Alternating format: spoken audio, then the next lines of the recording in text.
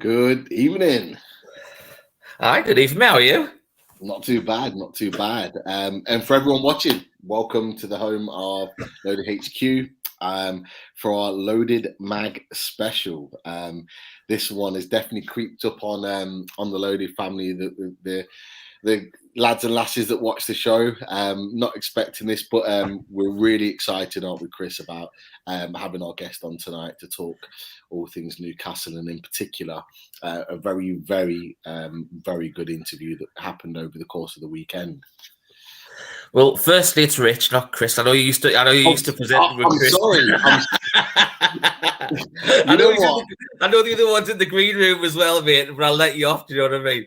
Too many Chris's. I know. Already made a massive mistake already. But yeah, I'm sure Chris is all right. I hear he's on his rounds tonight. Obviously, Mark's not very well. Unfortunately, Mark's got COVID again. So, Mark, we're all thinking after you. But we're also thinking after Daz as well. Unfortunately, there's been a bereavement in his family, which is one of the reasons why he's not with us tonight. So our thoughts go out with Daz and his family. I know everyone in the Loaded family, all our viewers, will pass the regards on them. And we're all thinking of you, Daz. So hopefully see you soon. But without further ado, obviously we saw this article over the weekend. There was a lot of coverage. I must give a shout out to Lee from Newcastle Fans TV, because we got the idea for this show from, he covered the article himself. He did a fantastic show, but obviously we wanted to put like a loaded spin on it as well, and we wanted to talk about it. And we reached out to the writers from The Athletic as well. Unfortunately, George wasn't available to come on the show because he had prior commitments, but we've been. Chris, fantastic understudy. It's Robin to George's Batman. But Waffles, thank you very much for joining us for your second appearance on Loaded. How are you, Chris? Thank you. Well, I'm very good, other than now George is going to call me Robin from now on, probably. So, but no, that's very, very good. Thank you. No, it's great to have you, Chris. And as Richie said, second time on Loaded. An absolute pleasure to have you. Look, we said it last time, we'll say it again. Massive fans from a Loaded perspective on the work that you do personally at The Athletic, and also the Pod on the Time that you do with George and Taylor. So big fans. So it's an absolute pleasure, and I know there's lots in the chat that feel exactly the same. So welcome back to Loaded HQ. Well, thank you, and thank you for your kind words. It's been nice over the course of the last few weeks to talk about wins, but in general the last few months to be talking about positive things. It's a much of a change from the first sort of two and a half years at The Athletic, when it was major misery for most people. But now, thankfully, yes, everything seems to be on a more positive keel, and that's very, very good. And it's nice to be able to come on here and have a smile on my face and think that we're going to talk about positive things. Because I thought that the release of the article was perfectly timed as well, because obviously it's on the back of that wave we're riding at the crest of at the moment, and then you take all the positivity that came out of that interview, because if it had been done at the start of, say, December, or even to the start of January, you could have taken that in so many other different ways. But because of the perfect timing of the article, when George was able to sit down with Amanda and Mehrdad, it's just, we've gone from one positive to another positive, and everyone's just so excited for the future of the club. We've had 14 years of dire straits, and now it's like being part of possibly the best roller coaster in football for the next decade or so. Yeah, exactly. And I mean, the article really is, for George, was the best part of more than 4 years in the making. I mean, he first met Stavely when she came up, in 2017 for the Liverpool game, October 2017. And obviously had dealings with her then. He interviewed her shortly after the initial bid and essentially collapsed at that point, but he'd stayed in touch with her and her people over the course of the last few years. He interviewed her obviously on the day the takeover happened, as various other journalists did, but then sort of throughout January he was sort of keen to see if he could get something for a few months on from the takeover, sort of discussing everything that's happened so far and what could go on going forward. And so it was something which we knew was in the potential pipeline for a few weeks, but obviously with something like this, you're always worried about, will it actually happen? Will they go and speak to someone else first? Will it be a sort of block interview where they speak to other people? But Not yesterday, but the Monday before. George was already in London because his dad lives there, and he was going to cover the West Ham game for us. And he sort of arranged it because Staveley came back they'd been on holiday in Switzerland, and she came back, and her and Gadusi conducted that interview on the Monday after. He was meant to come back to Newcastle on the Monday, but actually stayed in London for an extra day because he was told, you can come and do the interview if you want. And obviously, he wasn't going to pass up with that opportunity. So he then transcribed it. I think there was about 11,000 words altogether in terms of the actual transcription. Obviously, the two of them, if you interview two people at once, it's actually a lot more difficult than interviewing one person as someone as a professional. So that in itself is difficult enough, and obviously each of them want to jump in and say different things, and so you listen to it, and then he had to work out, of those 11,000 words, what can I condense down? I mean, the final piece is still around 5,000 words, but there was just so much to cover. They were so open about so many things that it warranted being that long, because fans wanted to hear about so many of these topics. So he managed to get, I think he was there for about an hour and 20 minutes, something like that, and managed to get through a lot of the vast majority of the questions that he had, and to cover a lot of those topics. And then, I'm sure you've all read the finished product, which I know I'm biased, but I think is a very, very good interview. It's a phenomenal interview. I know both myself and Peter actually subscribed to The Athletic as well, because we have been since the start of lockdown. And I'm also a Seattle Seahawks fan, so obviously you've got dedicated reporters around all the sports, so it ticks a few boxes for myself. But I know that unfortunately a few of the lads don't, in our loaded chat, don't subscribe, but we do like to have a bit of copy and paste, don't we, Pete? And then we'll slide the articles that way if they haven't been able to read it. But no, it's fantastic. Can we say that with Chris on the chat? Are we allowed to say that? You know what? We've got them on. We're talking about the interview. We're giving them loads of publicity here and telling people to go and subscribe to great contact. Do you know what I mean? So why not? I'm sure he let us off on this one off, but no, I think it's fantastic, and I think it's quite fitting where you actually mentioned there, Chris, about if we start, we'll try and start right at the start of the takeover process, and obviously George covered on and said that we'll go from the 4 years before the actual takeover was completed. Obviously he met them when they first came in, started looking back in 2017 when they came for the Liverpool game, and they said that they were desperate to get this deal over the table, and obviously finally got a consortium that was perfect for what they wanted to go ahead with. We all know how perfect the consortium is now. It's gone through and the deal's been taken over. But I just wanted to reflect a bit more on the where you said that the final 2 years of that 4 year process, especially because obviously it was done over the lockdown with COVID and dealing with the tyrant that is Mike Ashley and how difficult he can be as an owner to deal with. What was like? Did he explain about that? Was anything more in depth that he wasn't able to put into the article on that was discussed between the three of them? I mean, to be fair, and they've been fairly consistent about this, Amanda Staveley and Mehrdad Gadusi, and where I'm not surprised at Mike Ashley taking legal action, because that's just what he does. He seems to me to be a very petty man. That's what he does. But they've remained very positive about the way that he conducts himself, the fact that they say that the takeover wouldn't have, they still maintain the takeover wouldn't have happened if Mike Ashley hadn't pushed on his side with the Premier League, and obviously with everything that went on with the cat case and the like. So, I mean, he's a very difficult negotiator, and obviously she found that out 4 years ago, and then there was the source close to him which came out and said that she was a time waster and all that sort of stuff, and at that point I think it was that he had a specific price and she didn't quite have the consortium set up to be able to meet his exact demands.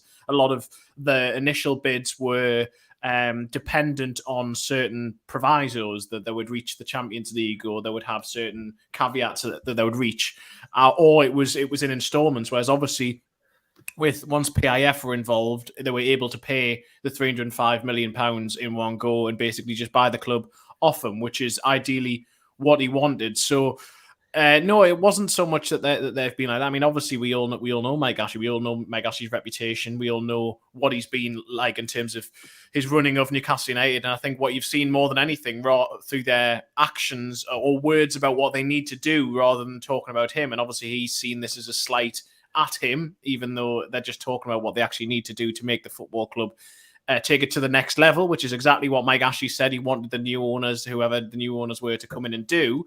They just point out the obvious, which is that they have a skeleton staff. It's sort of stripped right back to the bone. They don't have any sort of executive structure whatsoever. They don't have enough key people in the right positions. They don't even have enough sort of boots on the ground staff all the way around the club to really be where they should be. And so what the new owners have had to do when they first come in is really they've conducted a long audit, which Dan Ashworth, once he's director of football, he will come in and do his own sort of audit in a different sort of way, looking at it from the perspective of someone who's been inside football and exactly what needs to be done. But there is so much for them to do. And I think that was one of the I think that came across with Stavely in the article, where she was just saying, well, there's so much we want to do and we'd like to do it all now, but they just can't, because some things are going to take time and others there's just so much scope for them to make improvements that it's just impossible for all of that to be done at once.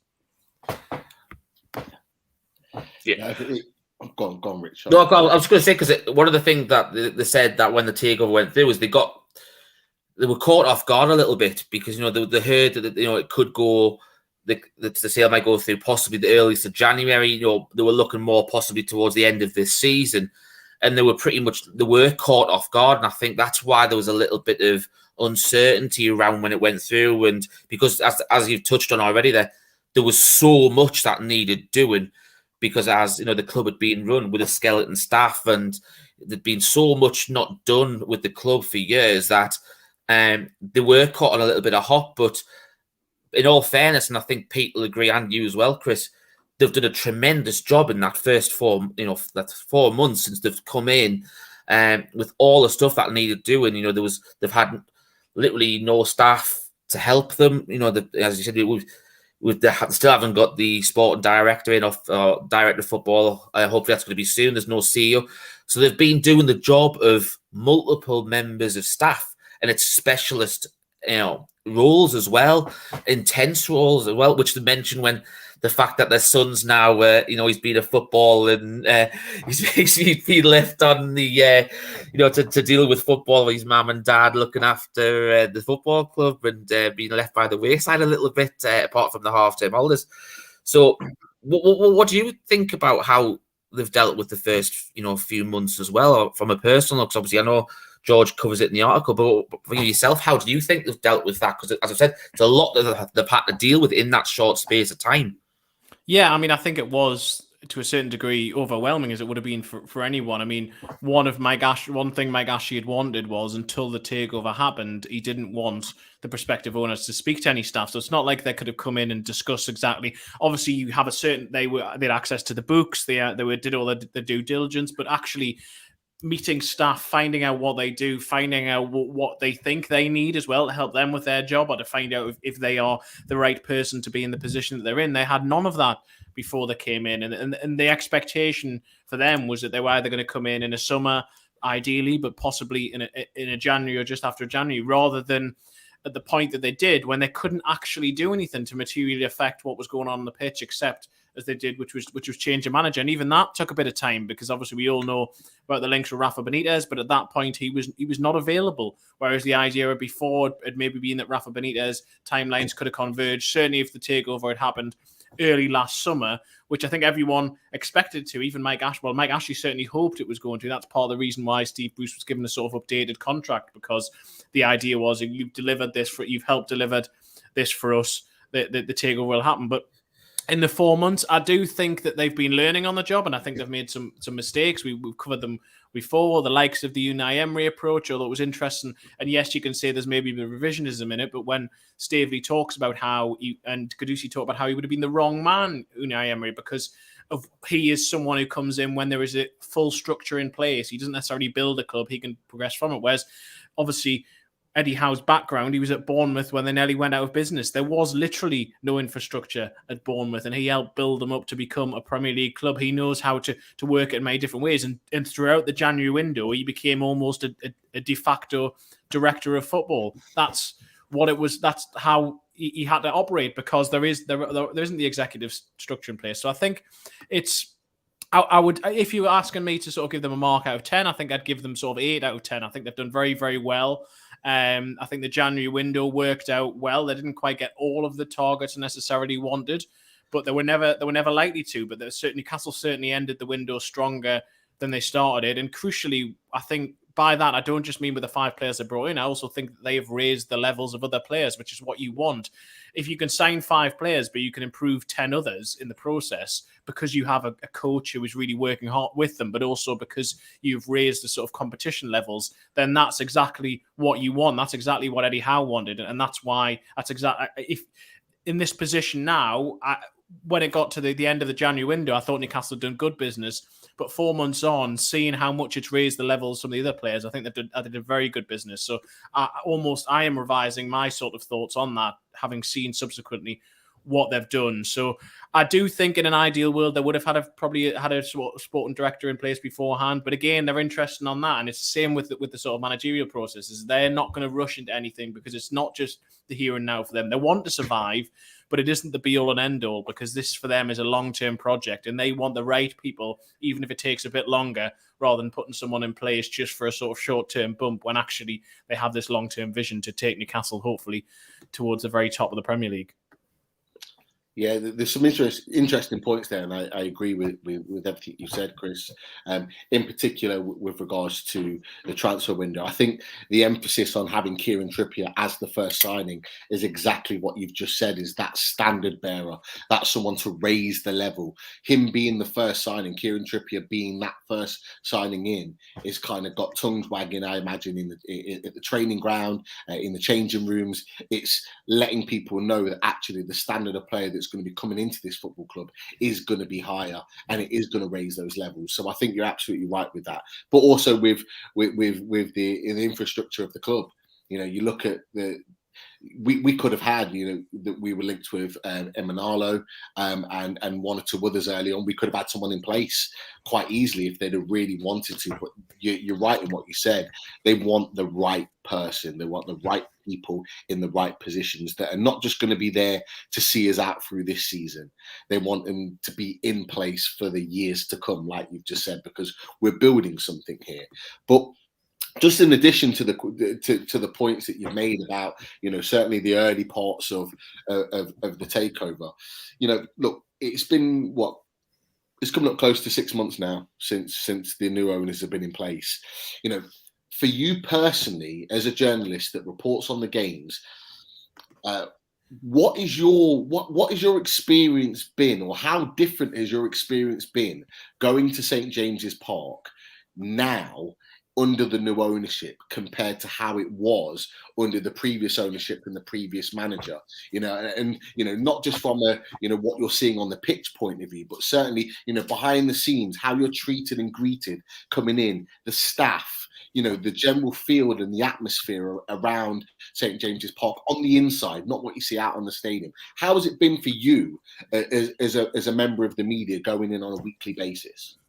I mean, before I say this, I just want to caveat by, obviously there was there was pandemic football for a while, and so my experience got marred by that, rather than just obviously the football was terrible, the feeling around the club was terrible, but also that sort of probably had a more of a negative effect. So whether that is sort of is maybe again revised my own memories of what it was like covering before. Obviously we had the first few months of this season, but again that was almost a sort of mirage because it was fans back in, and so there was probably more positivity than necessarily there would have been if they'd been there for all of the crap games last season. So if I was to rewind sort of to just before the pandemic and think back to then, it's how Newcastle was for us journalists, how it felt. I think for a lot of supporters, it was a cold club. There was no willingness to engage. There was no ambition to really try and tell the story of players that be bringing in. There'd be no explanation of this is who this guy is. This is what he's going to bring to us. There was no attempt, for example, when Joe Linton signs, there's no real attempt to sort of explain this is why he's been brought in. This is who he is. Get to know him. I mean, in my opinion, I'm a journalist and I'm here to try and communicate with supporters on behalf of the club, but not in terms of just being the voice of the club, but I am sort of the conduit between the two. And that's maybe bigging up my own position a little bit too much, but that's how I feel. I feel I am reporting on behalf of supporters. That's what I believe that my job is. And so I want, where possible, to be given access to do that. And it became the no comment club. And then that's what it was, because you try and speak to them about anything and you just get nothing back. And so you turn up on a match day and it would just, the whole place would just feel as if it was just, again, that existing to exist. You turned up on a match day and you were thinking, I'm just going to go through this process. The game will probably be crap. The atmosphere won't be great because fans don't want the owner to be here. He isn't even going to be here because he doesn't want to be the owner. There's going to be very few people in the director's box because there just aren't that executive staff level. There aren't going to be enough people to do any of the jobs that needs to be around the stadium. The stadium's looking tired. There aren't as many people in the centre of Newcastle. Certainly the season after Rafa Benitez left, there's not as many people even going to the game. Didn't feel quite the same atmosphere. And so it became... I mean, I feel privileged to be in the position I am and I love my job, but there was a period where it became sort of monotonous. It did become a chore to have to do parts of it, which I never thought I would say. And I mean, then with lockdown, obviously it became the same sort of thing, and you had lockdown football and all that sort of stuff. And so that did make it hard, but that's more just the elements of I mean, the football did contribute to that, but also the other elements out there. But then since October, it's just been... For me, I'd never covered the pre-Ashley years, so I hadn't I had nothing to cover. I only had what had been the Ashley years to go by, and so I didn't know what it. I mean, I knew what it could be like in terms of someone who's been at St James's Park for a lot of years, but not as a reporter, not someone who's covering it. And what's astonished me is over the course of the last few months just how many people are now engaged who I did not think had any interest in football or never wanted to discuss it, but now everywhere I go, everyone wants to talk about football. People, you go to the shop, people want to talk about football. You go around the corner, people want to talk about football. You're seeing the black and white shirts again. You're hearing just people talk about it in the pub, but not just in a negative sense of, oh God, we need to get rid of Mike Ashley, or isn't the striker crap, or whatever. It's all this. There is a positivity about. Can you imagine in a few years' time what it's going to be like? This is what it's like now. Can you imagine what it's going to be like in a few years' time? So going to the stadium on a match day, you've got that buzz again. You see when I walk down to go in via the media entrance, you walk past the sort of Milburn entrance where the buses arrive, and you've got people queuing again. You've got people congregating, waiting to just see the players arrive. And then after a game, if you sit, we haven't actually been in the media room that much for COVID regulations, but actually that's going to change this weekend. But I have gone outside of the stadium immediately after kickoff, and you have fans then walking down again, singing in unison, and you're sitting in the media room, and everyone has a smile on their face. Everyone, it just feels great. I mean, there always been some great people at the club who've always been warm when you've got there, but they just seem have that extra bit of spring in their step because they know that everyone else feels differently about the club. Everyone else has positivity towards the club. It doesn't feel as sort of defensive as a lot of staff did previously, because it was difficult for a lot of them because you sort of conflicted. You're working for the club. You probably don't agree with a lot of the things that they're doing, but you can't really say that, or you certainly can't say it publicly. And whereas now, I think a lot of them agree with the sort of direction the club is moving in, or sort of feel a lot more confident about that. And so it just feels a lot of a better environment. And then obviously having the flags back and just having the atmosphere. So the atmosphere in some of the games recently, the Everton game was just absolutely staggering. That atmosphere. It was one that's where I can't remember an atmosphere like that since I've been a reporter. There've been some very, very good atmospheres. There were some unique atmospheres. For example, the final game of the relegation season under Benitez, where he's implored to stay. But that was a completely different sort of atmosphere. And then there was the Norwich game the following year, the 4-3. But the one against Everton was it was that buzz, and it was the anticipation almost of this is the start of something, and it feels like the start of something. I was really young in the very start of the Entertainers era, so I don't know what it was like at the very start of that, but I get the impression that maybe there are some sort of parallels with that. I'm not saying it's exactly the same, but sort of just a feeling that, there's a ride that this club is going to go on. It's only going to get better from here. And just everyone feeling like they're in the same direction, whereas previously it was you'd go to the club and it just felt like everyone was disparate. The club was disparate from the fans, and the manager certainly, when Steve Bruce was there, was disparate from everyone else. And it wasn't all in unison. Whereas what the owners have done very well, and in particular what Eddie Howe has done very well, I think, is to bring everyone and make them feel like everyone is on the same page, everyone is going in the same direction. And I think you can just see how powerful that is when you've got a fan base as energized and as focused as the Newcastle United fan base is now. I think, you know what, touch on the Everton bit. I completely agree with you. That is one of the best atmospheres I have known at St James's Park. Probably, as you said, since the 80s. I must be a little bit older because I'm 42 now, Chris. So I was like in my teens when the Entertainers was going through, and it was a phenomenal time then. You got the odd similar sort of atmosphere during the Bobby Robson days as well, when we were going to the Champions League stuff as well. But I was at the Everton game, and I said I haven't known an atmosphere like that in a long, long time. It was absolutely tremendous. I know Pete was at the Villa game on the weekend after, and he said that was a good one, but said obviously I wasn't there, so I couldn't compare the two. But the Everton one, it was just absolutely electric. It was just a different level.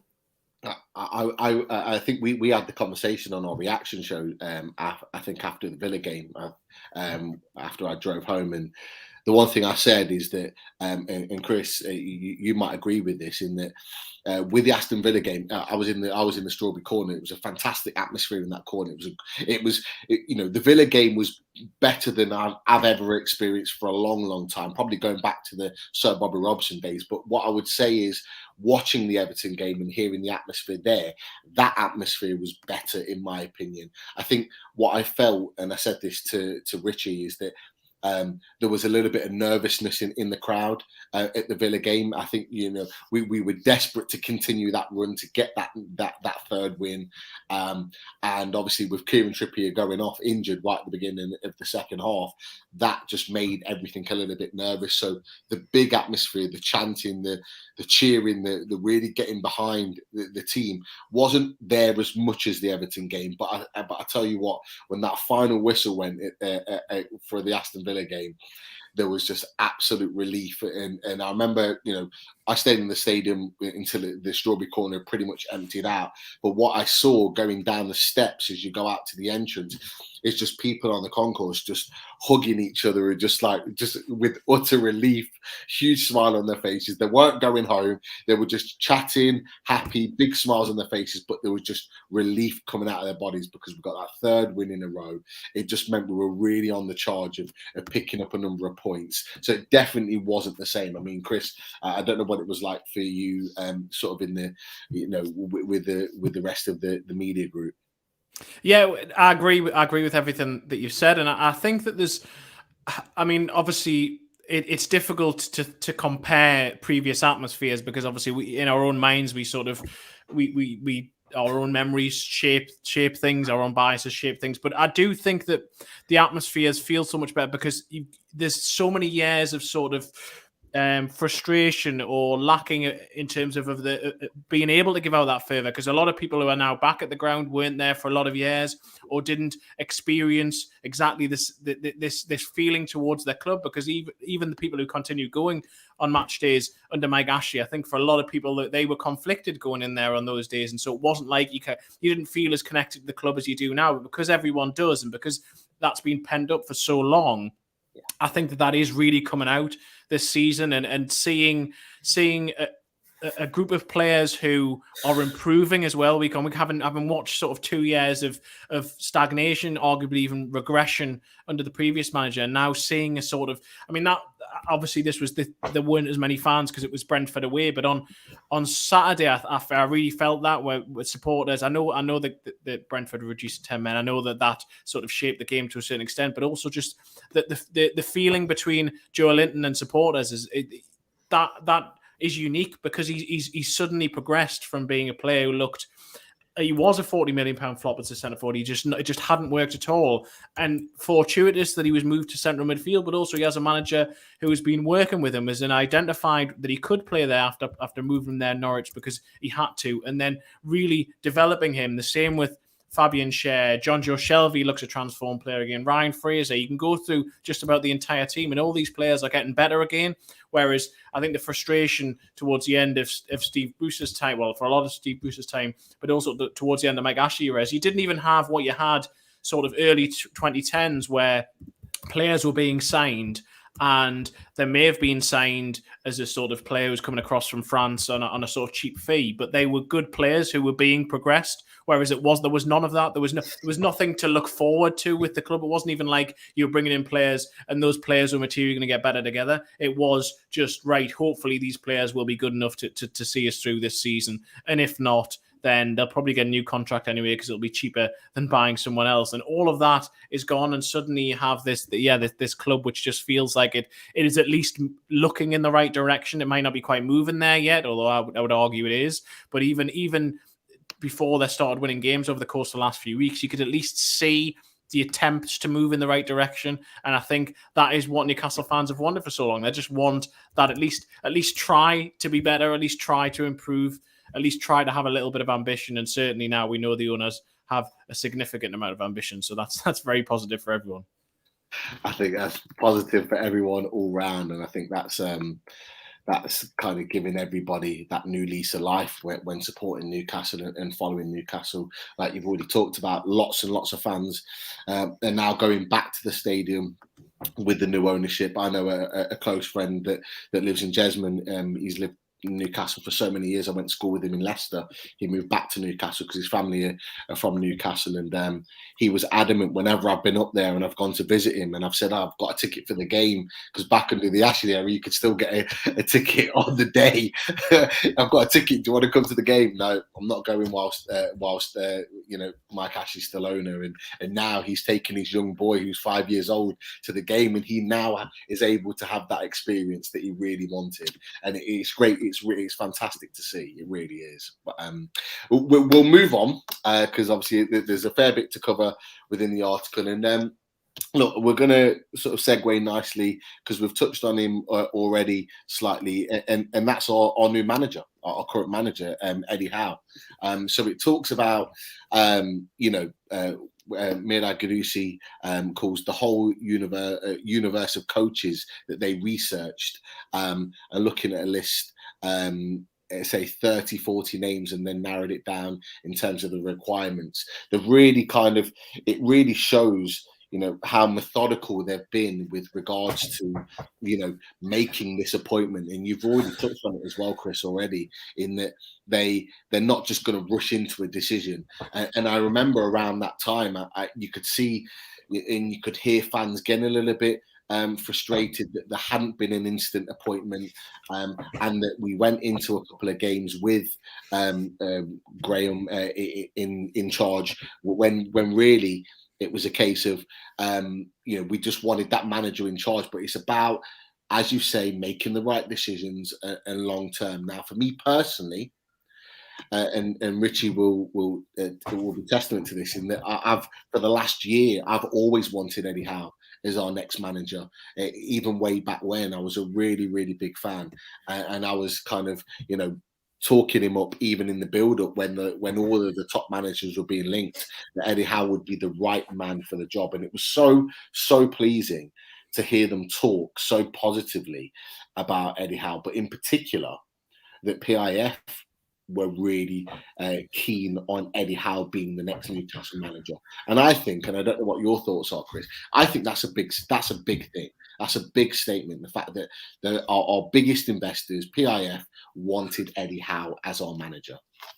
Yeah, I mean, obviously, Staveley and Gadusi are the ones who've conducted the interview. They've become the face of this sort of consortium. But really, as you say, that the controlling stake is held by PIF. Yasser Rahman. If Yasser Rahman wants something to happen or doesn't want something to happen, then it will or won't happen. That is ultimately, he has the ultimate say in that, because it's only a 3-person board and he has an 80%.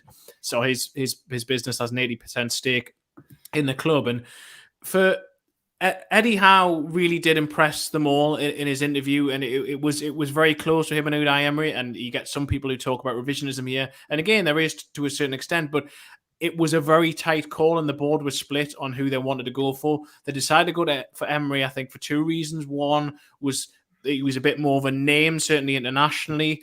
And second of all, just because of he had managed big clubs around Europe before.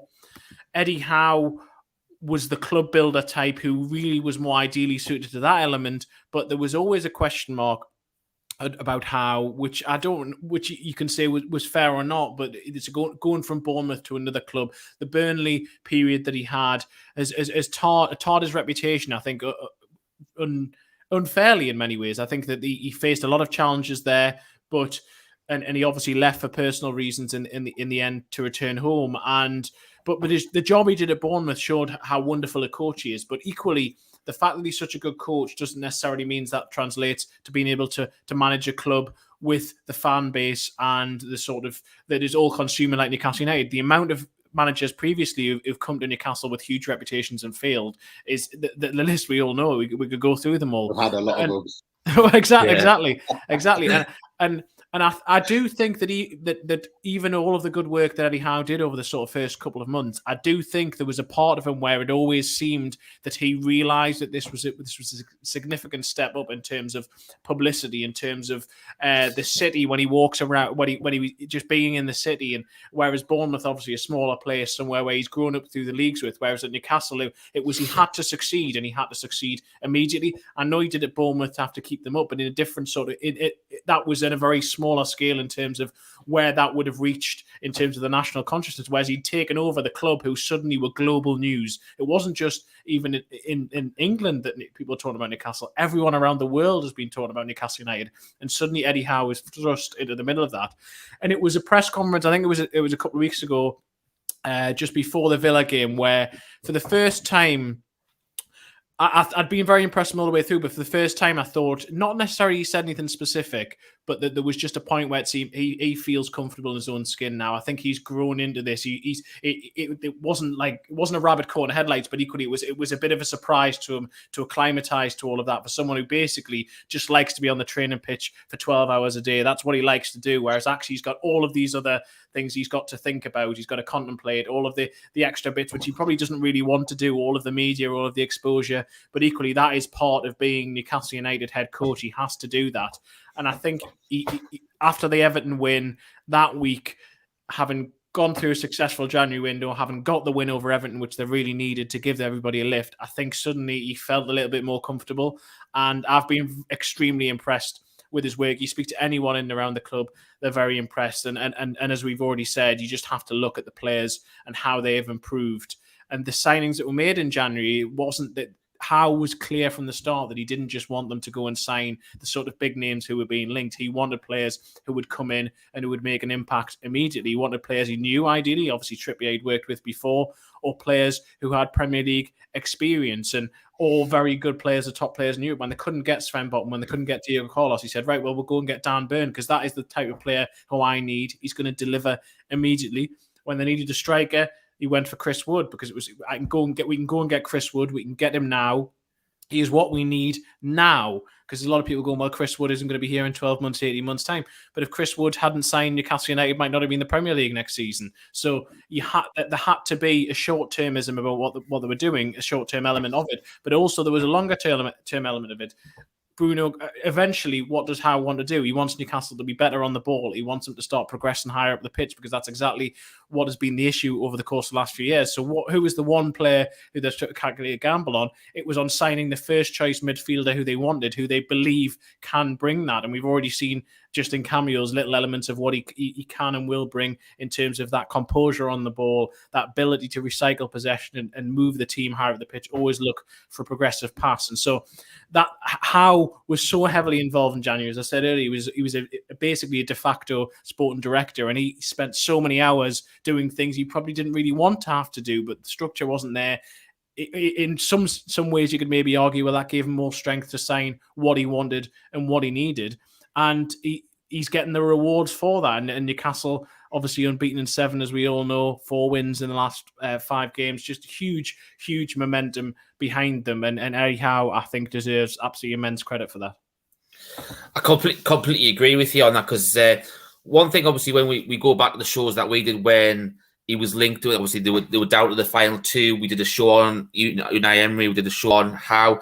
Then obviously when Eddie Howe got the role, me and Pete sat down because, we're both coaches ourselves, and we love looking at other coaches and finding out what works for them, what doesn't work for someone, and their style of play. And I think everybody had seen a lot of the YouTube videos of Eddie Howe on the training pitch and stuff like that. And then we got Tom on from the FCB podcast, obviously mainly because he'd been at Bournemouth, and he'd seen him firsthand for numerous years, from the days when they started off in League Two, when they were nearly going out of business, and showed how the progression. Because I know that we were torn on two different things, because we were looking at Unai Emery's got that potential when we're going forward. It's probably what you would class as stage 2 manager realistically.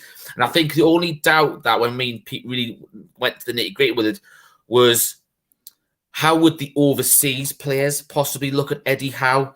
A lot of the English players and people who are familiar with the Premier League knew what Eddie Howe was about, and the type of football he likes to play, what's expected. But the foreigners might not, and they might have to, like the lure of the going to London and stuff like that. But we always felt that the sporting director of football role could take care of that. So you wouldn't necessarily have to rely on Eddie Howe. But I think what's happened over this short period of time, as you touched on with Eddie Howe being a de facto sporting director over the January transfer window, the first thing he did, Kieran Trippier, I want him for numerous different reasons, which was touched on in the article as well. And that signing has set the standard on so many different levels. One, of the type of player he wanted to bring to the club. He wanted leaders, and he got leaders there. And as George touched on in the thing as well, there was players that Newcastle looked at who were then, were recommended not to come because of their temperament and, stuff like that, which we might touch on briefly later. But then you go on this, and the key one, obviously, for the fact that the thing I was just making about the de facto sport director and did the overseas players, when we went out and got our new number one target of Bruno Guimaraes, who was linked with, London club, Big Six, the cartel clubs and other ones in Europe, and we stole under a march. And so that one, put that final nail in the bed to what we were saying about, would the foreigners, the big overseas science, know who he was? And he did. We don't know whether that there's some sort of conversations went on between like people like Joe Linton and Bruno beforehand, if they knew each other, and which may have helped. But that one transfer as well will help Newcastle going forward as well, because it now lets us know the names that we can attract, as Amanda and Mehrdad both alluded to in the interview as well. Sven Botman is still very much interested in the project that it comes out this summer, even though we weren't able to get him in January. The same with people like Jesse Lingard as well. So it just seems like there's this momentum and everything that's gone in January, and the way it's going now in February, which I think probably both of us agree, we'd be shocked if Eddie Howe doesn't get Manager of the Month this month for what he's done on the training pitch. You've to incorporate 5 new signings as well, to gel them into a team as well in a dire straits season, really, because it's a pivotal season. We were 19th when we started the January transfer window, and to come to the end of February, we're 14th now, and to get everybody singing on the same, this hymn sheet, as the old saying is, it's been phenomenal. It has, and I if he doesn't get Manager of the Month, then I think there's something wrong, because you have to take into account as you say, the position Newcastle are in, but also how important this month is for the fixtures which come up after March. If Newcastle hadn't got points on the board over the course of these next few weeks, they wouldn't have been getting points later on in the season. They may now go on and pick up far more than we expected, because they're going to go in with positive momentum. But if they hadn't beaten the likes of Everton, the likes of Brentford, then they've got no chance of going and beating the likes of Spurs and Chelsea later on in the season. And so there was so much pressure on Newcastle, and in particular on Eddie Howe. And he's delivered, and I think that, I know that Liverpool maybe picked up slightly more points, but I just don't think you can look beyond Eddie Howe for the job that he's done. Newcastle didn't get the new manager bounce when he first came in, not in terms of results. It didn't quite happen. And there was a point in early January, after the Cambridge game where I think Howe realised, and certainly after the Watford game where Howe realised that he needed wins and he needed them then, because it wasn't just about convincing the fans who had very much stuck with him and didn't ever really seem like wavering, but the players had bought into what he'd done, but that would only have lasted for so long if positive results hadn't followed. And so he needed those wins and he managed to get them. He's managed to extract wins from them, and then confidence is built, and you can see players now playing with more confidence, understanding their roles, understanding what the game plan is, tactical tweaks, albeit subtle ones, switching Ryan Fraser from the right to the left to go to Brentford because they've identified a weakness there, and then Ryan Fraser is the best player on the pitch. These sorts of things, I just think if he doesn't get manager of the month, I think it'd be an absolute travesty. I agree. And it'll be richly deserved. I read an article in the Chronicle actually. It was talking about and sort of dissecting the performance. It was from Michael Cox, and he was talking about the performance of Newcastle, in particular Ryan Fraser, and how he sort of dissected and dominated Brentford. And he talked about from a perspective that I think back in December we were so many points off Brentford. And Brentford won, I think, 23 points at that time, or 22 points. And in that time from December until now, we're now on 25, and Brentford are only on 24. So they've barely moved in that period of time for a team. And we talked about this in the reaction show, that we thought, we would never catch Brentford. Looking at how they started the season, beating Arsenal for the first game in the Premier League, getting a 3-3 draw at Liverpool, and picking up some really positive results, we thought they were going to soar, and now we sit a point ahead of Brentford, and it looks like there's only one way for us, and we're going to, make that gap even wider. So it's been a fantastic turnaround. So he deserves that. Just a little side question before we move on.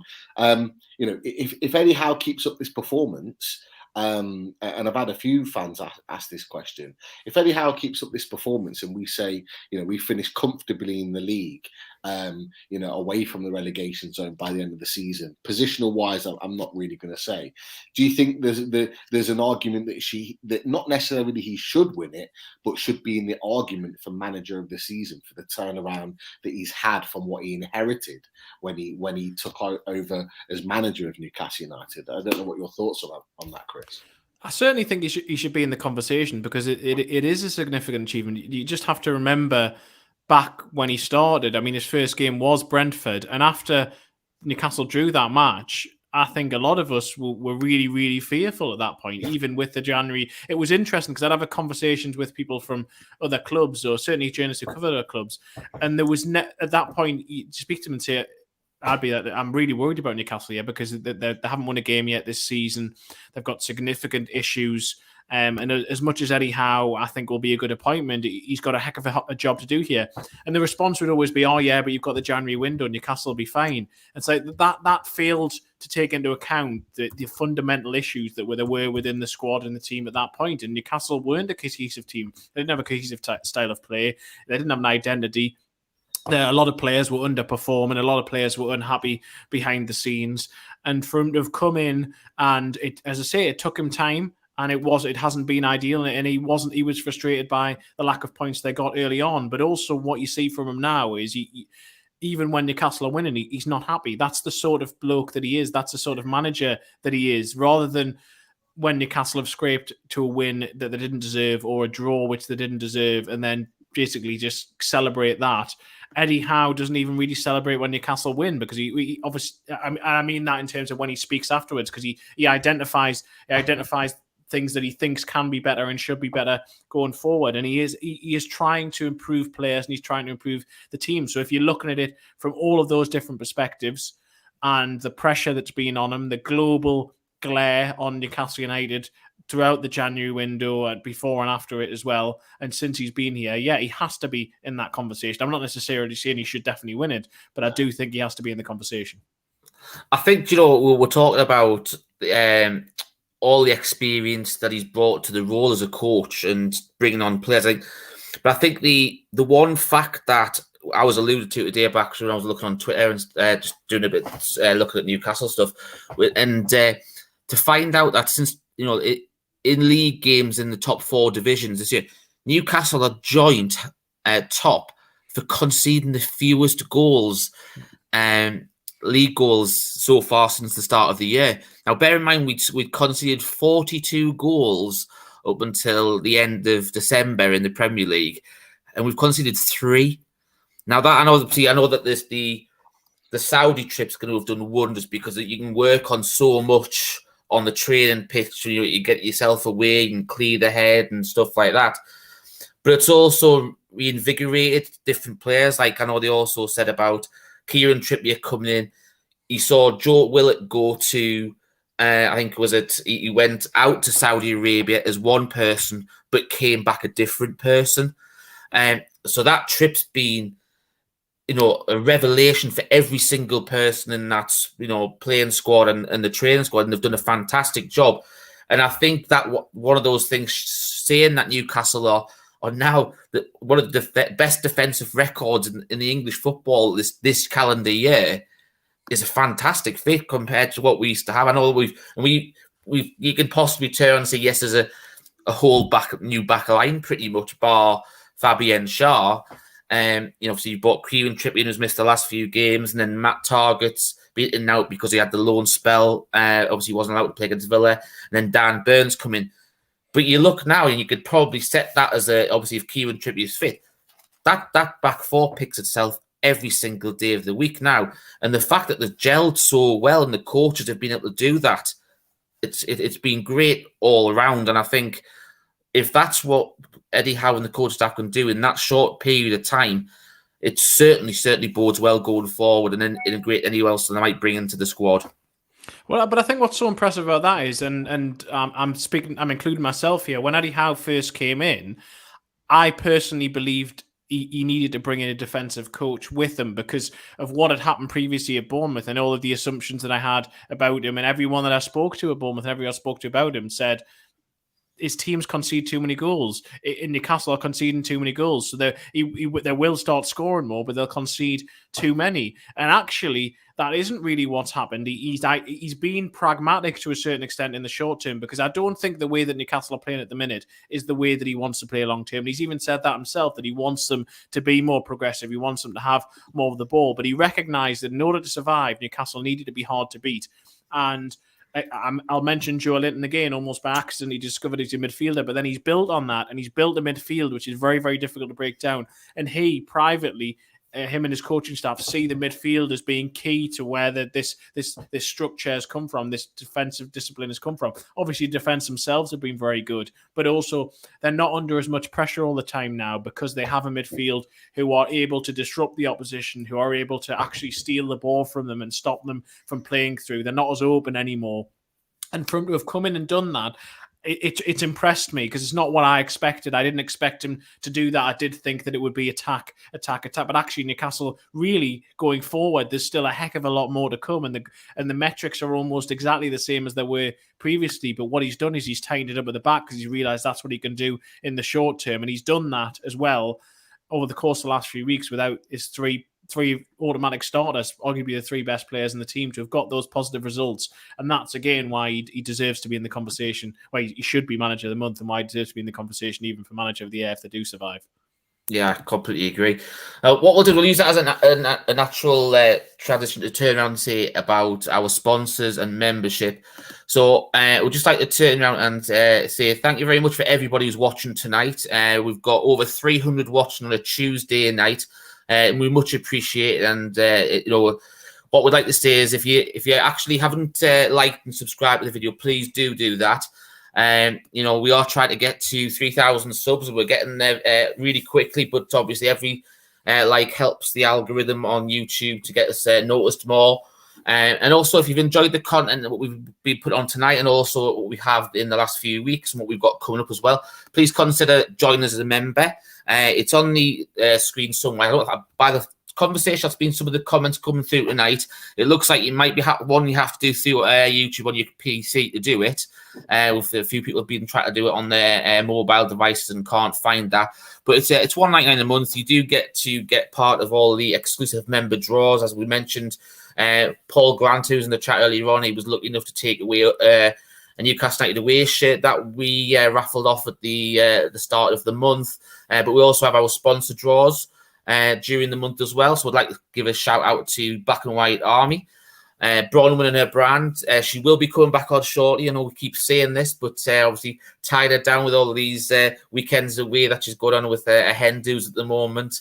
We will tie her down to get her back on, and she can tell us a bit more about her new range that's due out any day now. But you still can get hold of some of the T-shirts and the bobble hats that she's got on sale. And remember, all profits from those do go to the Newcastle Food Bank.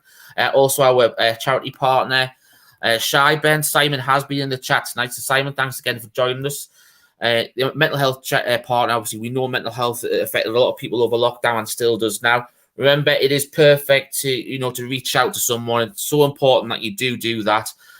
You might think, especially with men, we do take to bottle things up and, take the world on our shoulders. It's so important to reach out to someone. It can make the world a difference to you. All their profits obviously goes for mental health charities as well. And they've got some fantastic caps, hoodies and T-shirts as well. And also a shout out to our other sponsor, Pins and Prints. They've joined us recently and they've got some fantastic merchandise for Newcastle, mainly for you walls. Obviously, we've said this before. We've got Kieran Trippier's goal against Everton recently, the free kick. We've got the Cisse goal against Chelsea at Stamford Bridge. Who couldn't forget that one? Or you might not want a goal. You might want a memorabilia of your favourite player. So you've got Alan Shearer, you have his shirts. The 95-96 combo of home probably goes down as one of the best combinations of home and away kits we've ever had. I know Pete is a big fan of that one. They were my young days supporting Newcastle United. So to be fair, the away shirt was my favourite. I had Ginola 14 on the back of mine when I was a kid. I used to love Ginola in that time.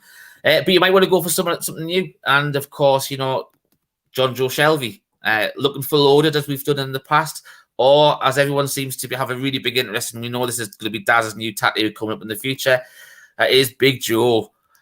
Get on the crest of the wave there. We'll try to get Dean to have a look at doing a Bruno one as well, because obviously Pete mentioned it on Loaded Mag on Friday about how Bruno Guimaraes one would look fantastic. The one with the announcement that Newcastle did on their Twitter. So we'll see if we can get something like that. But thanks for all of the sponsors there. Going along at the bottom of the screen, it has been since the start as well. If you do go to the Pins and Prints website and you see anything on the order there isn't just the Newcastle stuff. There is other football memorabilia on there. Once you get to the checkout, if you see the discount code for Loaded Mag, you will get 10% off anything that you purchase. That's not just one off. Anytime you actually want to buy anything from Pins and Prints, you will get 10% off if you use the code Loaded Mag. So, next part of the show, Pete, I believe we're going to move on to the comment by Mehrdad about FFP being affected going forward. Now, obviously, we did a couple of shows about FFP with Kieran Maguire over the last month, because we were interested in how it was going to affect us over the January period going forward, but also how it's going to be after we knew what we'd spent and what that actually earmarked as, and how would it affect finances and stuff like that. So, feel free to go and check those out if you were interested. They were two fantastic shows that we brought out. You can have a look at the logos there. You'll find them in our past content. But you want to go into a bit more depth, didn't you, Pete? Well, yeah. I mean, I think you're probably the best guy to do it because you're the financial guru from our shows with Kieran Maguire. So, look, feel free to go ahead, mate. I wouldn't say the financial guru, but apparently I'm still waiting for this calculator off Daz from our petty cash or something after the FFP shows. But I think one of the things that was, a lot of the reason why we had to do the shows on FFP, there's a lot of talk about FFP now, full stop, in football.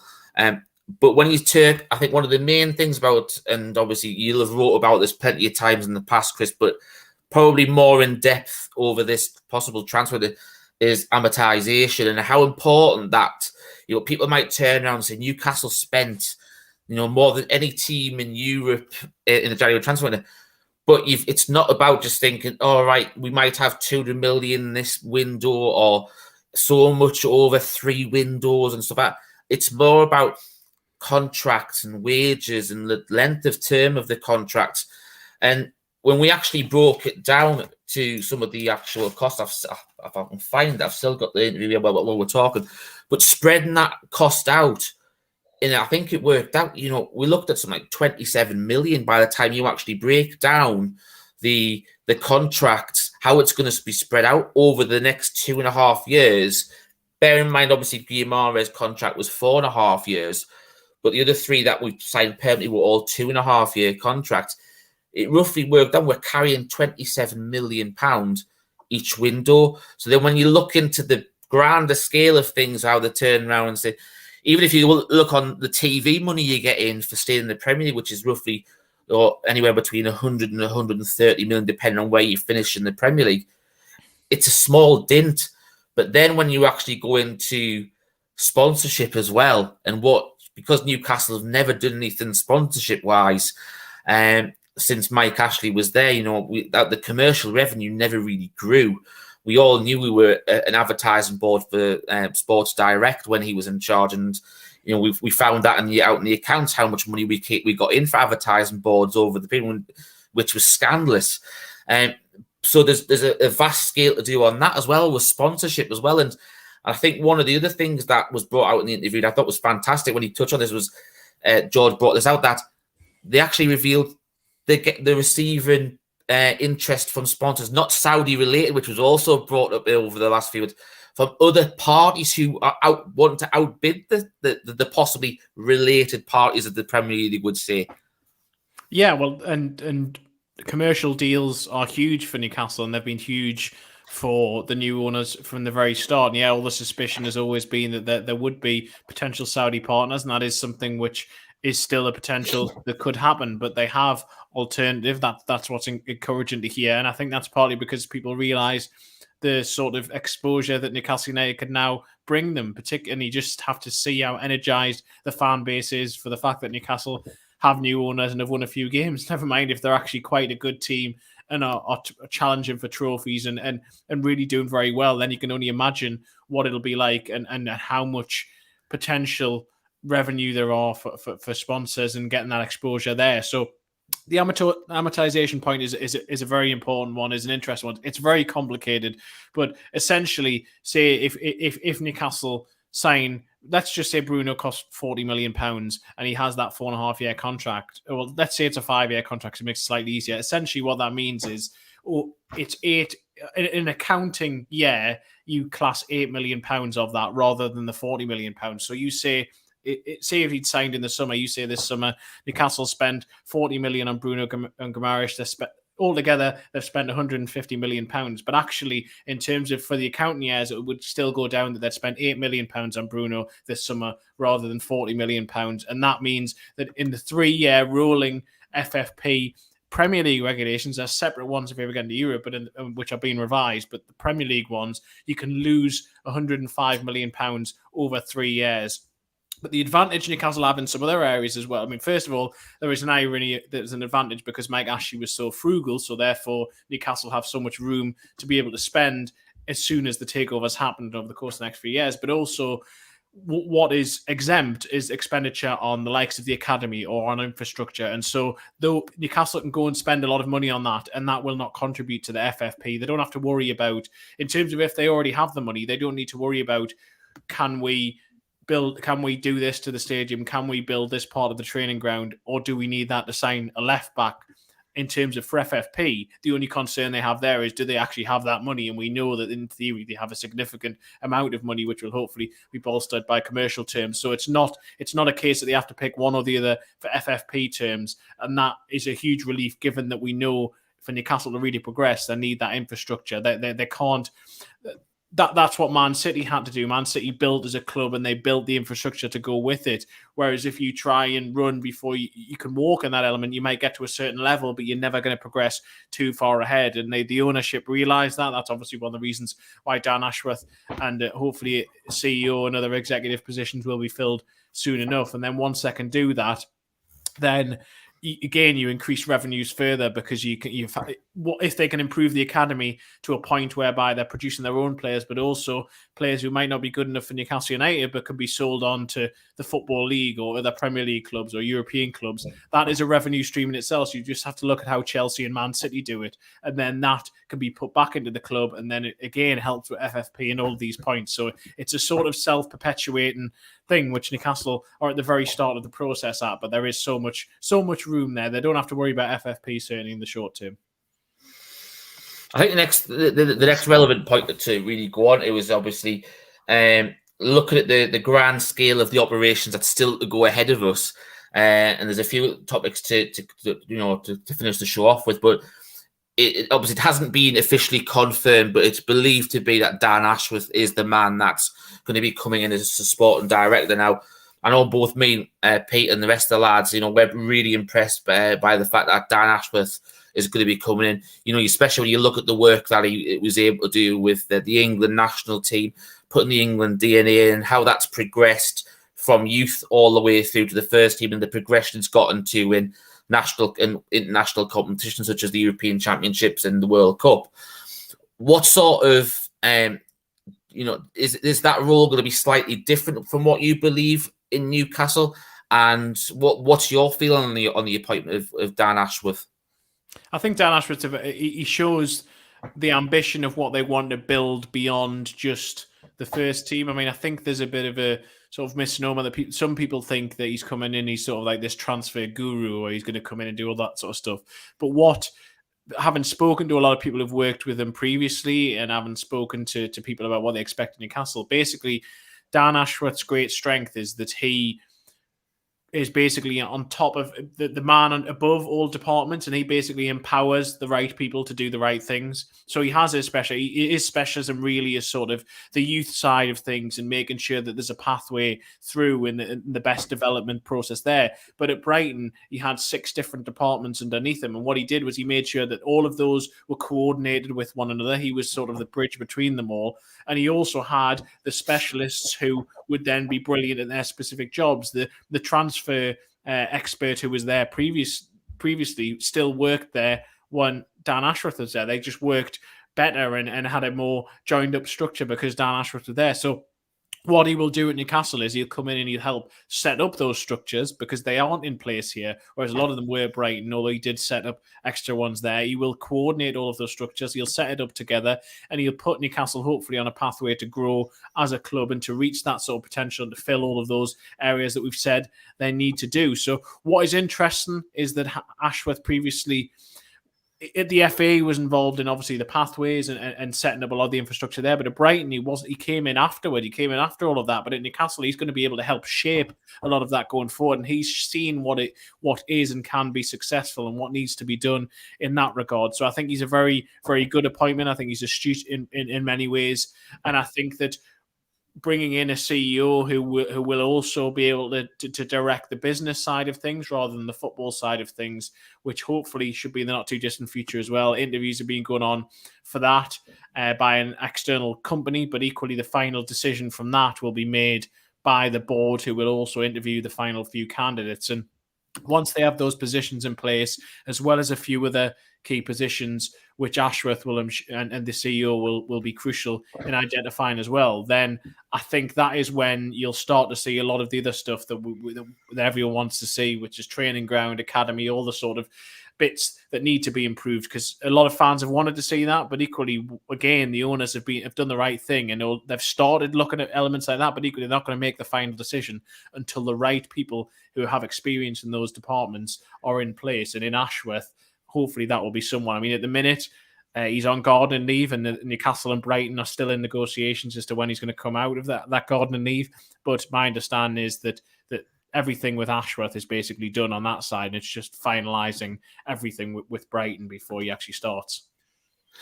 I was going to say, just to round off on that one, we know that obviously Dan Ashworth is one of the pivotal appointments that Newcastle look to make. The other pivotal appointment that they've extensively researched who they want for that role is obviously the CEO as well.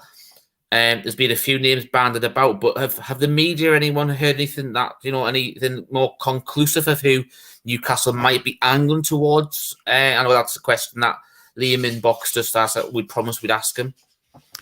Well, I know that they have spoken to at least one Premier League CEO, but there may well be others. But I also know that the search has been wider than that, and they haven't. I mean, Staveley said this in the piece. They haven't just looked at Premier League or footballing CEOs. They've looked elsewhere in the world of business and other industries, because they don't just want someone to come in and say this is how it's been done previously. This is how it should be done. They want people who know how it works, but also who have ideas of their own as to where industries are going, where football is going to go in the future, where are the real growth markets, where is it that Newcastle can get far more revenue, where is it that Newcastle need to be aiming towards. And so I don't have specific names, or at least I can't give specific names on some of them. I don't know all of the names out there. I do know one or two, but I can't give those specific names really at this stage, because I don't know how far down the line those specific names have got. But as I say, the interview process has been ongoing,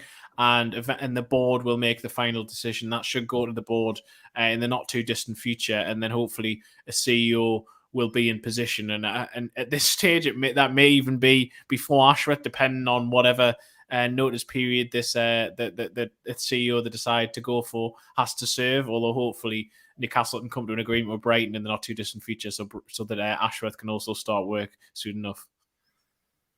Sorry, Pete, you were going to say something anyway.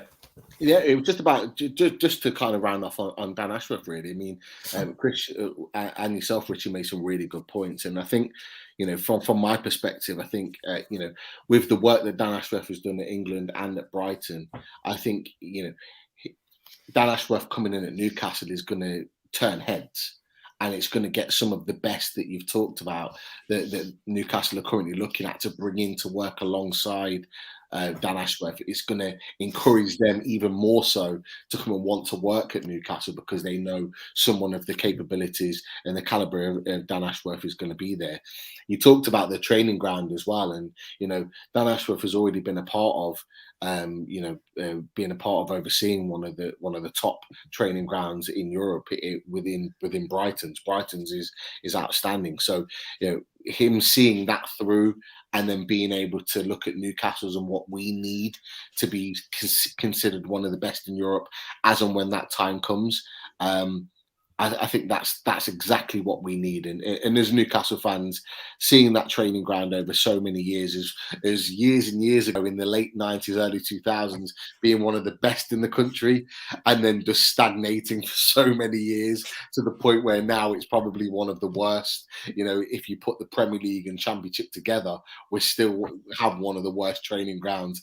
It's one of those that we really, really want. And as players coming into the team, into the club, want to be in and around top class facilities. They train and prepare there every single day, Monday to Friday, and build up to matches. You want to be around the best quality of facilities.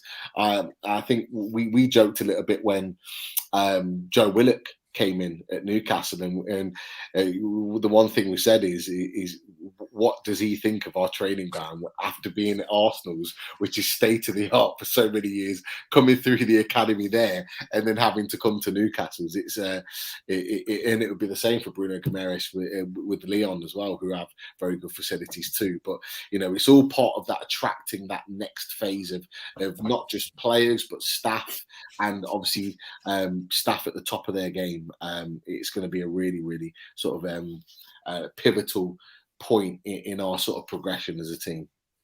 Agreed, and it's been something which, I mean, even Mike Ashley acknowledged earlier on in his tenure. Obviously, when Joe Kinnear was director of football in 2013, plans were even submitted, and they looked like very good plans. And there was a lot of stuff about having Newcastle were going to be a very sustainable club. There was going to be a lot of green initiatives in terms of boreholes at the training ground, a lot of that sort of stuff, which I think a lot of people would have got on board with. But again, that got put on the back burner, and he had an owner who he did have to choose between. Or he chose to choose between infrastructure and signing players. Hopefully, that is not going to be the case going forward, and they can finally have that training ground, because they do need world-class facilities. They do need the academy to be part of the training ground. They do need the women to be training in a proper facilities. Well, they need the women to be a professional team eventually. They need to actually have some ambition in that regard, which they've also talked about in the piece, and that was what was great to hear as well, because that's a part of the club which it hasn't even been properly financed by the club itself. It's part of the foundation, has been for a long time, and that needs to be sorted, and that just shows the disregard from the previous owner. So yeah, all of those elements just crucial to get done, and to get to hopefully that the groundwork is now being laid for those. Chris, we've got a few questions coming. There's one area we want to touch on first. Are you okay to go for about another 10 minutes or so? Yeah, no worries, yeah. Yeah, brilliant.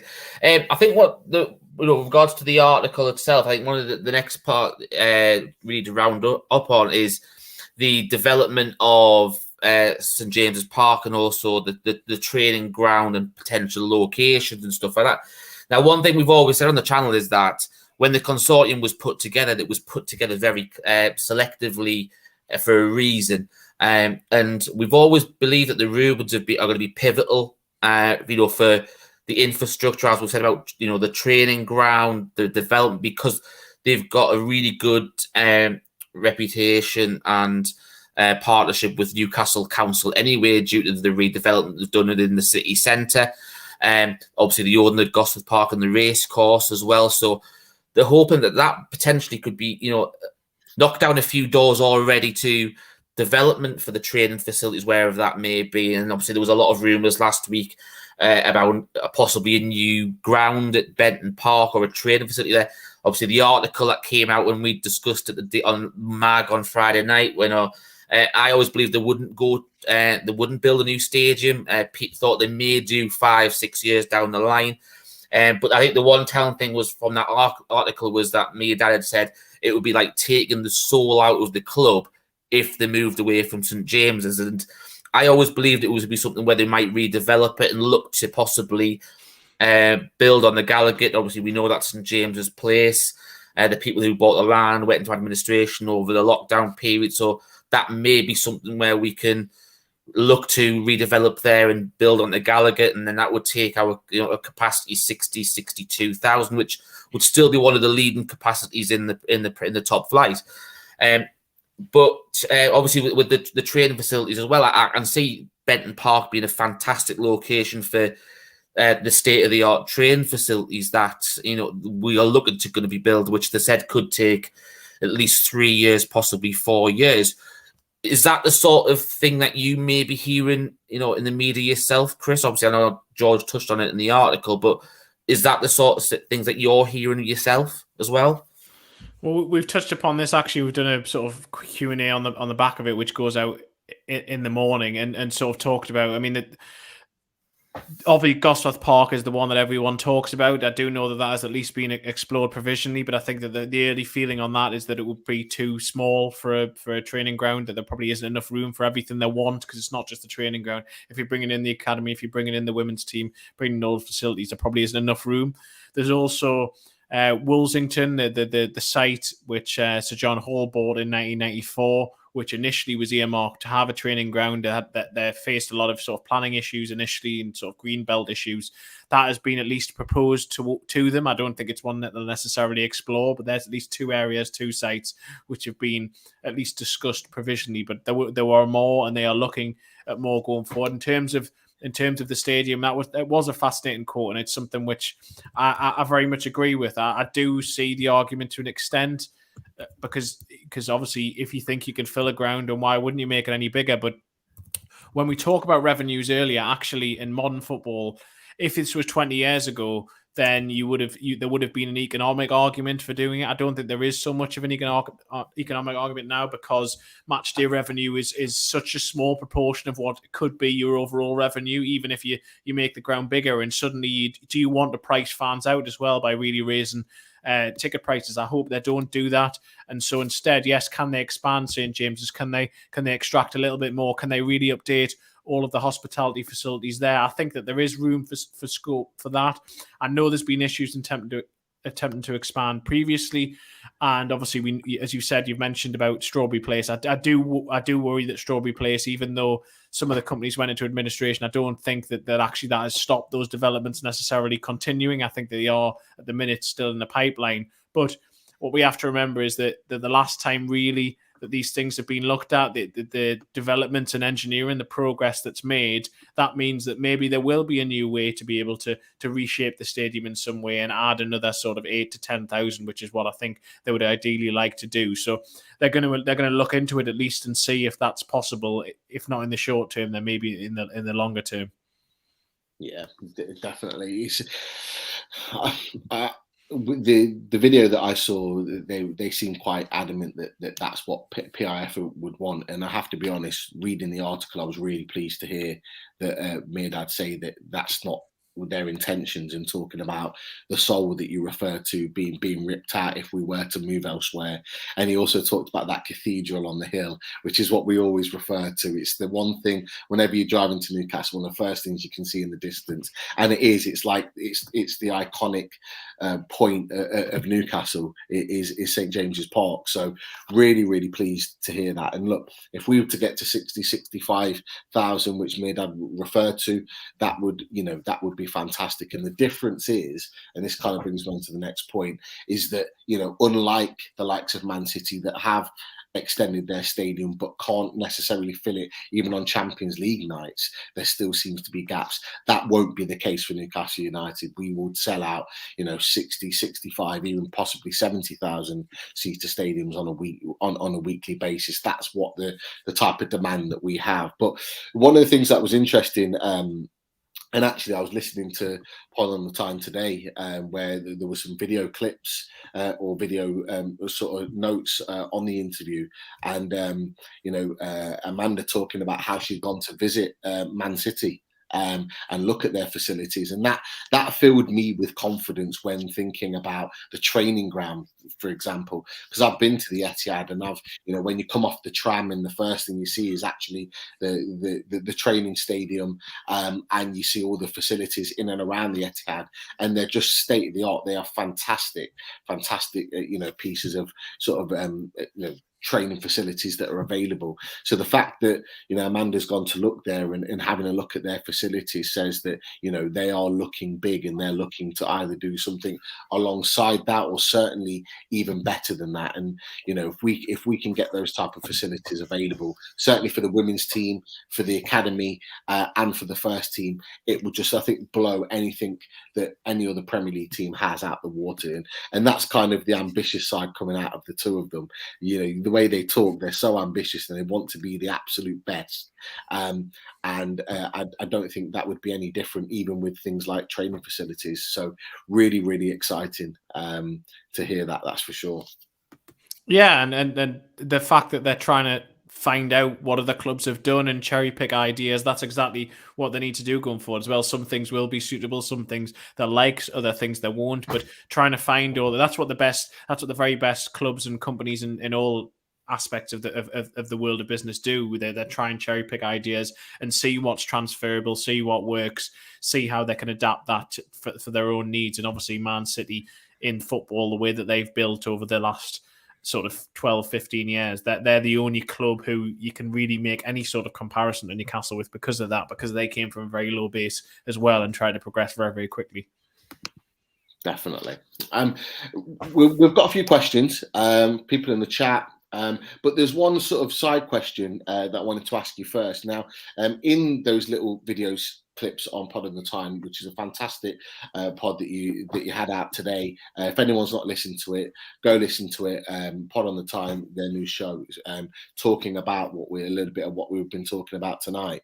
But Amanda Staveley talks about the likes of Brighton and West Ham, and that she's been having conversations with a number of other owners within the Premier League, and they've been actually talking quite positively about Newcastle, and that, from seeing their performances, they were saying themselves, you guys are nowhere near the bottom 3 worst teams in the Premier League, and talking about us in a real positive way. And that actually surprised me a little bit, with all the negativity about the sponsorships and not wanting PIF and the consortium to be taken over Newcastle, possibly because of a bit of a threat.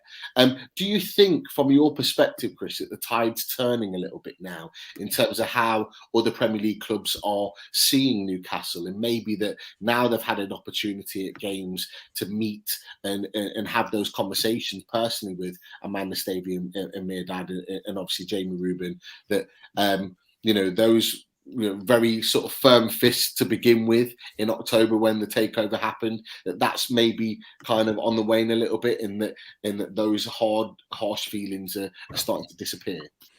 I think with some clubs it is. The ones that you mentioned, I think relations are good with Brighton. I think they are with the likes of West Ham. But I think there are other clubs who have been against the takeover from the start, or have certainly not been comfortable with it from the start for their own self-interests primarily, who that hasn't necessarily changed. And even if the relations may seem cordial, I think behind the scenes, that's a bit different. So I think every club in that is different. I don't think I necessarily need to name the clubs who we all think that relations are. I can't say that for certain, but I assume relations are still not great with certain clubs, or certainly they're not as positive as maybe they are with the likes of Brighton. That's what's been interesting. Newcastle are trying to poach Brighton staff, and yet actually the clubs get along quite well because Newcastle have gone about it the right way.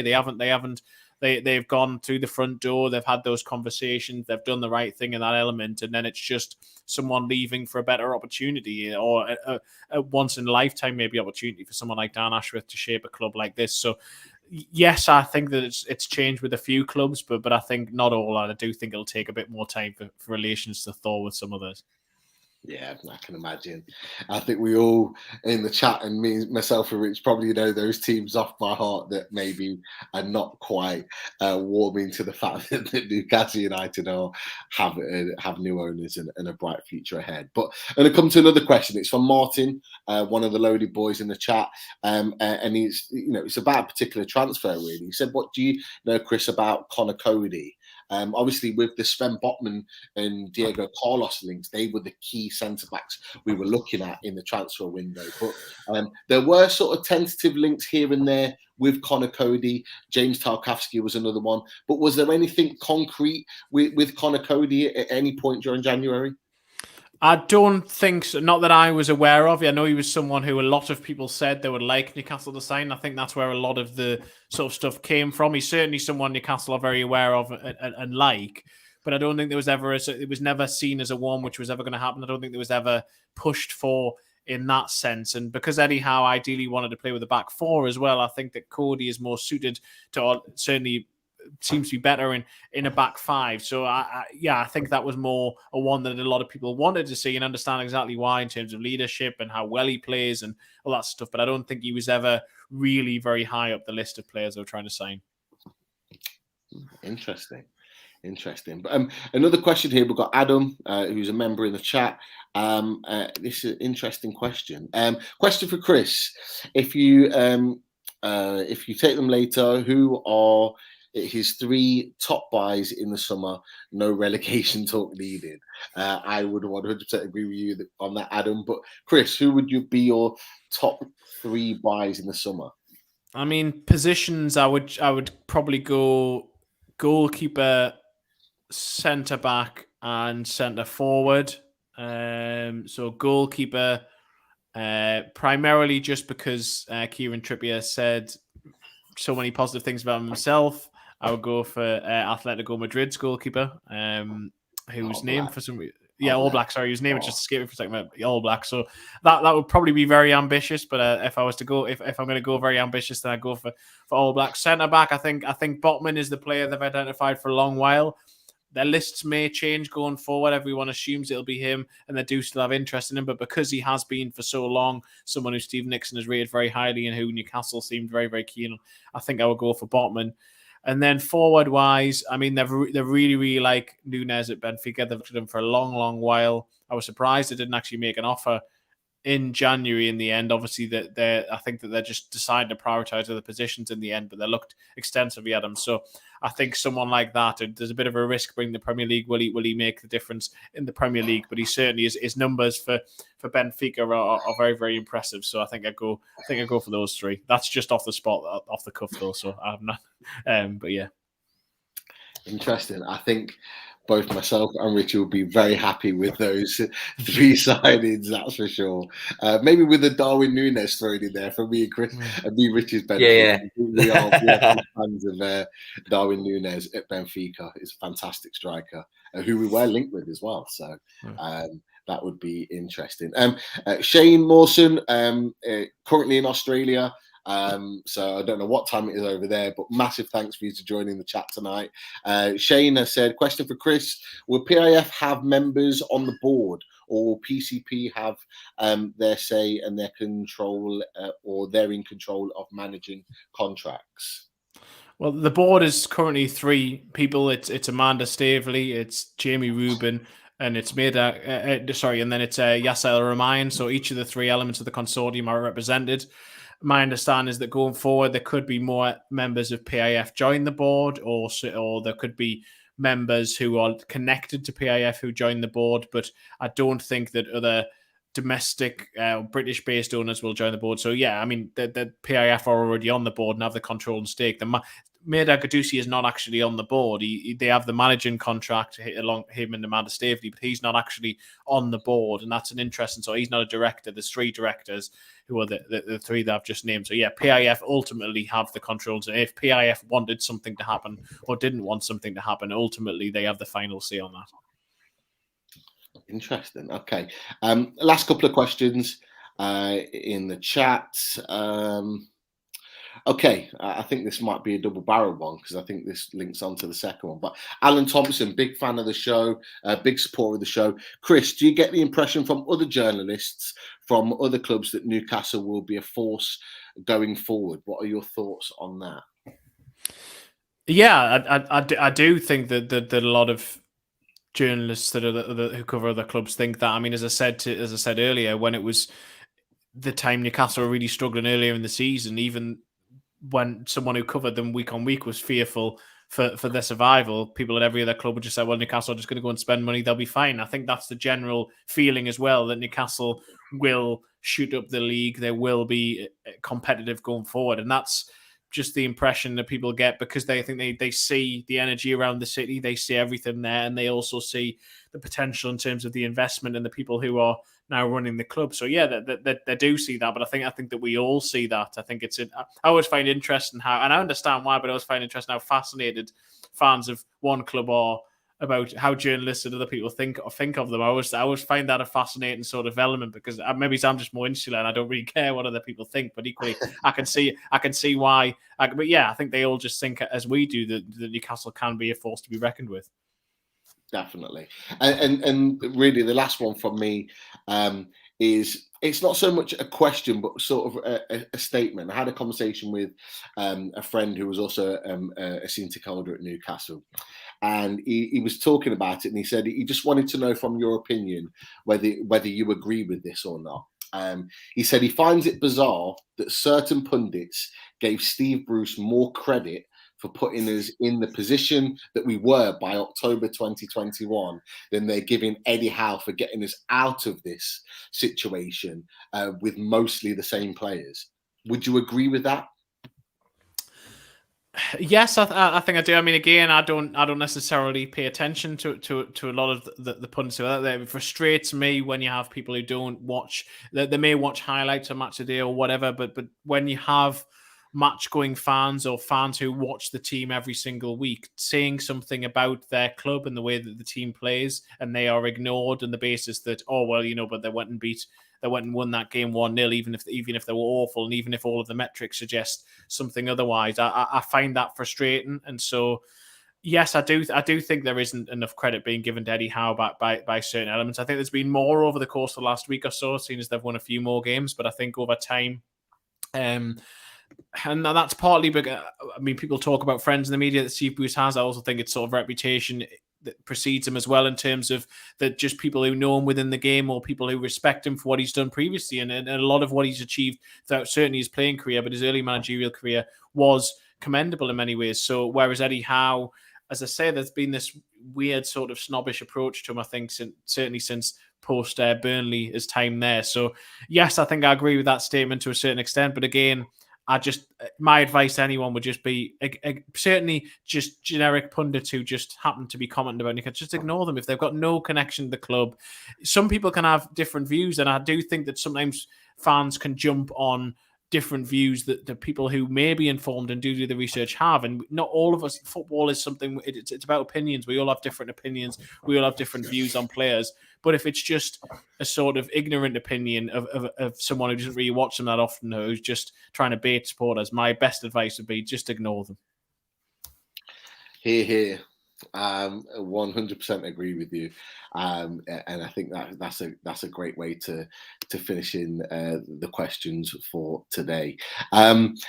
Before we say a massive thanks to Chris, we are back tomorrow. It doesn't stop for us on Loaded HQ. We are back with Newcastle World's own Jordan Cronin for the first of many talks of the Toon, where we'll be talking all things Newcastle United with Jordan Cronin in what has been another fantastic week for Newcastle United, and also looking ahead to Brighton. And then on Thursday, we welcome back Chloe and together BHA for another away days with myself and Chris. So previewing the Brighton game in what again is another massive game and could be a big 3 points in our season. Chris, an absolute pleasure having you on tonight. A really, really fantastic insight into certainly the interview with Amanda and Mehrdad, but also just your own opinions and reflections just on this 6-month process, really, that we've been in, or this 6-month joyous celebration, shall we say, with our new owners. So just, from a personal point of view, massive, massive thank you to you joining us. Cheers, guys. No problem. Yeah, much appreciated coming on, Chris. It was, great if you spend some time with us. And as Pete said, it was great to go over the article and discuss many talking points that was brought up in it. And both yourself and George, keep up the fantastic work that you're doing with The Athletic. If anyone isn't subscribed, seriously, it's definitely worth a subscription. They've got check around. There's some great subscription offers that you can get. Where you can get for like $3.99 a month. Even if you're lucky, you might find one where you get £1 a month for the first 6 months. It all matters. You'll find that if you find the £1 one, like it was last week that was going on, seriously, you're worth it. It'll be the best £6 over the first 6 months you went, and it's well worth it for the rest of the year once the price goes up. But Chris, thank you very much for joining us on the show again. No doubt we'll have you go on the show again in the future. But from me and Pete and Chris, thank you very much, guys, and we'll see you tomorrow. Cheers, guys. Take care, guys. Now is the time. A time you'll look back on. A time you adopt as inspiration.